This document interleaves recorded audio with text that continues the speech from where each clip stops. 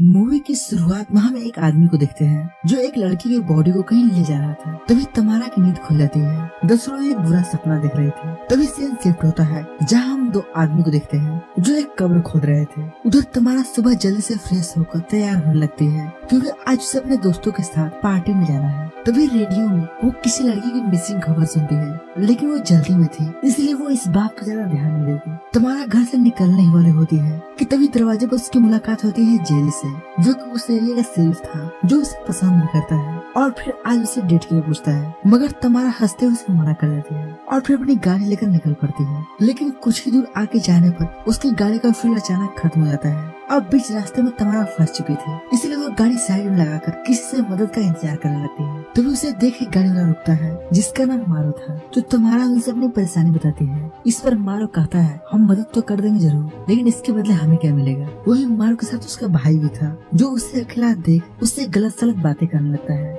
इसलिए तमारा उसे डराने के लिए अपने दोस्त को झूठी कॉल पर बात करने लगती है और उनसे इस लोकेशन के बारे में बता देती है। ये सुन दोनों कहते हैं, अरे यार मैं तो मजाक कर रहा था। और फिर आज रात वो उनके साथ पार्टी के लिए पूछता है, लेकिन तमारा उन्हें मना कर देती है क्योंकि उसके दोस्त उसका इंतजार कर रहे हैं। इसके बाद तमारा उन्हें थैंक्स बोलकर वहाँ से जाने लगती है, लेकिन वे दोनों अभी उसे घूर रहे थे और फिर इसके बाद उसका पीछा करने लगते हैं। उधर कुछ टाइम बाद तमारा अपने दोस्तों के पास पहुँच जाती है और उनके साथ खूब मस्ती करती है। इसके बाद वे लोग अपने होटल वाले रूम में जाने लगते हैं। तभी यहाँ हम देखते हैं कि कोई उन सभी को छुप कर देख रहा था। उधर वे लोग अपने रूम में पहुंचकर रात की पार्टी के लिए तैयार होने लगती हैं। तभी बाहर कुछ गिरने की आवाज आती है जिससे तीनों डर जाती हैं और फिर जब बाहर देखने के लिए आती हैं तो वहाँ पर जेरी होता है जो तमारा से मिलने के लिए आया था। वो उसे एक फूल देता है और फिर कुछ बात करने के बाद वहाँ से वापस लौट जाता है। इसके बाद तीनों तैयार होकर रात में पार्टी के लिए क्लब में जाती हैं और वहाँ जाकर खूब मस्ती करती हैं। तभी उस क्लब में दो लोग आते हैं जो उस बारटेंडर को कुछ पैसे देकर ड्रिंक में नशे की दवा मिलाने के लिए कहते हैं। इसके लिए वो बारटेंडर मान जाता है, जिसके बाद उस ड्रिंक को तमारा और उसके दोस्तों को दे दिया जाता है। पहले तो तमारा को कुछ नहीं पता चलता, लेकिन कुछ टाइम बाद तमारा का सर घूमने लगता है और वही नीचे गिर जाती है। तभी उसके पास वो दो आदमी आते हैं और उसे उठाकर कहीं ले जाते हैं और फिर कुछ टाइम बाद जब उसे होश आता है तो एक गाड़ी के पीछे थी और वो जगह काफी सुनसान थी। इससे वो बहुत घबरा जाती है और फिर जल्दी से जाकर गाड़ी के नीचे छुप जाती है। तभी हम उन लोगों को देखते हैं जिन लोगों ने तमारा को यहाँ लाया था। दरअसल वे दोनों वही भाई थे जिन्होंने रास्ते में तमारा का हेल्प किया था। तभी वे लोग तमारा को ढूंढ लेते हैं। अब यहाँ तमारा उनसे बचकर भागने की कोशिश करती है, लेकिन वे लोग उसे तुरंत पकड़ लेते हैं और फिर उसका फोन छीन कर उसे एक कमरे में बंद कर देते हैं और फिर उसके सामने खड़े होकर उसे अपने प्लान के बारे में बताने लगते हैं कि उसके साथ वो आगे क्या करने वाले हैं। इस पर तमारा उन्हें वार्न करती है और कहती है तुम मुझे और लड़की की तरह मत समझना, अगर मुझे कुछ हुआ तो तुम्हें श्राप लगेगा जिससे तुम सभी मारे जाओगे। लेकिन यहाँ यह सुनकर वो तीनों हंसने लगते हैं क्योंकि उन्हें यह मजाक लग रहा था। और जब ये लोग वहाँ से चले जाते हैं तभी तमारा अपने फोन से वॉइस असिस्टेंट को ऑन करती है और फिर अपने फ्रेंड को वॉइस मैसेज भेज देती है। लेकिन इसी बीच उसके फोन का बैटरी डेड हो जाता है। तभी उधर हम बाहर मारो को देखते हैं जो कि सोच रहा था कि अब आगे तमारा के साथ क्या करना है। इसी बीच उसके घर का दरवाजा अचानक बंद हो जाता है। अब यहाँ उसे लगता है कि शायद उसका भाई उसके साथ मजाक कर रहा है, इसीलिए उसे ऐसा करने के लिए मना करता है। मगर तभी हम देखते हैं कि उसके बगल से एक साया गुजर रहा होता है, लेकिन मारो उसे देख नहीं पाता। तभी मारो को भाई उससे बताता है कि मैंने तुम्हारे साथ कोई मजाक नहीं किया। ये सुन मारो इस बात को इग्नोर करके अपनी गाड़ी को लेकर रात में ही कहीं जाने लगता है। लेकिन तभी सामने हम उसी साया को देखते हैं जिसे मारो गलती से टक्कर मार देता है। लेकिन जब वहाँ जाकर देखता है तो वहाँ पर कुछ भी नहीं था, जिससे वो डर जाता है और फिर भागते हुए फादर और भाई के पास आता है और इसके बारे में उनसे बताता है। ये सुन वे लोग भी डर जाते हैं और भगवान को प्रे करने लगते हैं और फिर खाना खाने के बाद वे सभी लोग अपने अपने कमरे में चले जाते हैं। अब इसके बाद मारो के डैड दोनों भाइयों को अपने कमरे में बुलाते हैं जहाँ पर उन्हें एक कंकाल पड़ा हुआ दिखाई देता है। यह देखकर वे सभी लोग काफी घबरा जाते हैं। तभी कीप कहता है कि ये वही श्राप तो नहीं जिसके बारे में तमारा बता रही थी। ये सुनकर मार्व के डैड काफी ज्यादा गुस्सा जाते हैं और उनसे कहते हैं कि श्राप राप कुछ भी नहीं होता। इसके बाद सभी लोग तमारा को देखने के लिए उसके रूम में जाते हैं जहाँ मार्व के डैड तमारा को जोर से स्लैप करते हैं और उससे पूछते हैं कि कहीं ये सब तुम ही तो नहीं कर रही हो,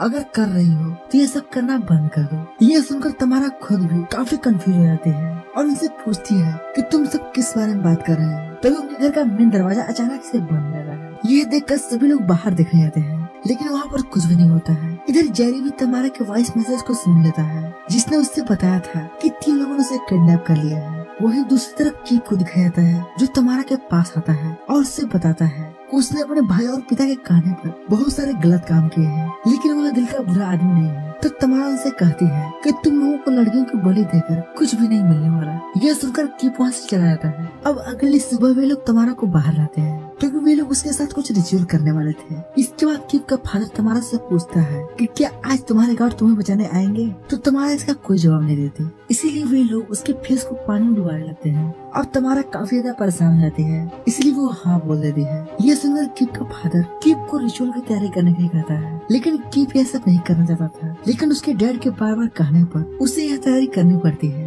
वहीं दूसरी तरफ जेरी किसी तरह से उस बारटेंडर के पास पहुंच जाता है और फिर उसे तमारा के बारे में पूछने लगता है, लेकिन बारटेंडर उसे कुछ भी नहीं बताता। इधर कीप का फादर तमारा के लिए एक कब्र खुदवाने के लिए कहता है। तभी तमारा किसी तरह से खुद को आजाद करने में कामयाब हो जाती है और वहाँ से बाहर भागने लगती है। तभी उसे कीप मिल जाता है, जिसे देख तमारा उसे मैनिपुलेट करने की कोशिश करने लगती है, जिससे कीप खुद पर ही पिचफोर्क से अटैक कर लेता है और वही अपने ही द्वारा बनाए गए गड्ढे में गिर जाता है। और जब मार्व तमारा को भागते हुए देखता है तो वह तेजी से उसका पीछा करने लगता है। और जब मार्व के फादर कीप को ऐसी हालत में देखते हैं तो वे जोर जोर से रोने लगते हैं। तभी उन्हें जंगल में से कुछ लड़कियों के हंसने की आवाज सुनाई देती है। यह सुनकर वे जैसे ही जंगल में जाते हैं तभी कुछ लड़कियां उन्हें अपने सामने मास्क लगाए हुए दिखाई देती है। यह लड़कियां काफी ज्यादा डरावनी मास्क पहनकर जंगल में घूम रही थी। यह देखकर कीप के डैड वहीं बेहोश जाते हैं। दरअसल ये मास्क पहनी हुई लड़कियां कोई और नहीं बल्कि तमारा की फ्रेंड होती है, जो उसे बचाने के लिए यहाँ पर आई थी।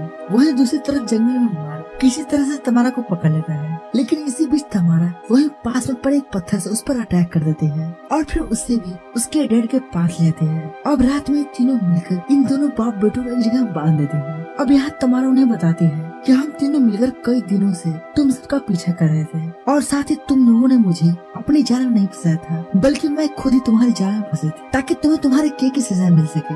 अब यहाँ तीनों मिलकर उनके साथ एक गेम खेलने का फैसला करती हैं और इस गेम का नाम 16 एंजल होता है। 16 एंजल उन लड़कियों का नाम होता है जिन्हें इन तीनों ने पकड़कर किडनैप किया था और फिर उन्हें खत्म कर दिया था। अब तमारा उन्हें इस खेल का नियम बताते हुए कहती है कि अगर तुम दोनों में से कोई 16 सेकंड के अंदर यहाँ से भागने में कामयाब हो जाएगा तो उसे हम छोड़ देंगे और अगर जो नहीं भाग पाया तो उसे हम खत्म कर देंगे। अब समय शुरू होता है जहाँ कीप के फादर समय से पहले ही खुद को छुड़ाने में कामयाब रहते हैं, लेकिन इसके बाद भी तमारा उन्हें शूट कर देती है। इसके बाद मार्व भी किसी तरह से खुद को छुड़ाकर वहाँ से भागने की कोशिश करता है, लेकिन तभी ये तीनों मिलकर उसे भी उड़ा देती है। अब जेरी भी गोलियों की आवाज सुनकर उस जगह आ जाता है और फिर उन तीनों लड़कियों को सही सलामत वहाँ से हॉस्पिटल ले जाता है और इसी के साथ ये मूवी यहीं पर खत्म हो जाती है। तो दोस्तों उम्मीद करते हैं कि आपको इस मूवी का एक्सप्लेनेशन जरूर पसंद आया होगा। अगर पसंद आया है तो इस वीडियो को लाइक और चैनल सब्सक्राइब जरूर करें। बाकी हम मिलते हैं अगले दिन एक ऐसे ही इंटरेस्टिंग वीडियो के साथ। तब तक के लिए